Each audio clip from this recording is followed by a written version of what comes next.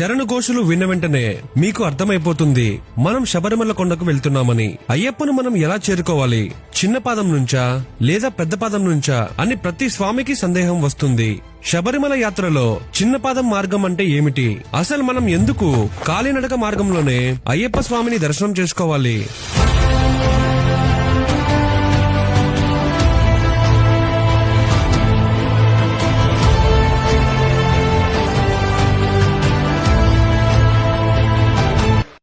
మొట్టమొదటిది, అసలు అయ్యప్ప మాల వేసుకునే స్వామి ఒక్కడే కాదు, కుటుంబం మొత్తం అయ్యప్పకు సేవ చేయాల్సిందే అని శబరి మహత్యంలో చెప్పబడింది.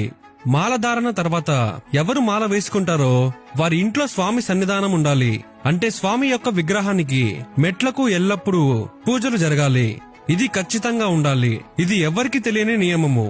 మీరు మాల వేసుకున్నారంటే మీ ఇంట్లో వారంతా అయ్యప్ప దీక్షలో ఉన్నట్లే. ఎవ్వరూ నియమాలు తప్పకూడదు. అలా తెలిసి కూడా తప్పులు చేస్తే ఆ కర్మ మనకు తరతరాల వరకు ఉంటుంది. మనం శబరికొండను చాలా మంది చిన్న పాదం నుంచి మొదలు పెడతారు. అసలు చిన్న పాదం అంటే ఏమిటి? చిన్న పాదం అనేది శబరిమల యాత్రలో భక్తుల సన్నిధానం, అంటే అయ్యప్ప దేవాలయం చేరుకోవడానికి సులభమైన మార్గం. ఈ మార్గంలో భక్తులు పంబా నుండి సన్నిధానం వరకు దాదాపు 5 నుంచి 7 కిలోమీటర్లు కాలినడకన ప్రయాణించాల్సి ఉంటుంది. ఈ మార్గంలో మనం ఖచ్చితంగా దర్శనం చేసుకోవాల్సిన ప్రదేశాలు చాలా ఉన్నాయి.